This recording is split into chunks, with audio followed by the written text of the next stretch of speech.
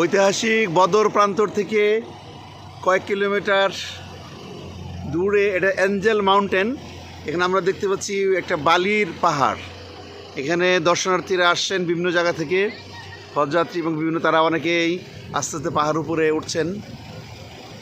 খুবই সুন্দর। সৌদি আরবে সাধারণত বালির পাহাড় দেখা যায় না, এখানে নর্মালি সব পাহাড়গুলোই পাথরের। এখানে একটা ব্যতিক্রম, এই একটা দেখছি দুটো পাশাপাশি অ্যাঞ্জেল মাউন্টেন। এখানে আমাদের কাফেলার সাথী ভাই বোনেরা এসেছেন, খুবই সুন্দর। এই দেখতে পাচ্ছি আমরা ঐতিহাসিক বদর সিটি। বদর সিটির পাশেই 2 কিলোমিটার দূরেই এই অ্যাঞ্জেল মাউন্টেন অবস্থিত।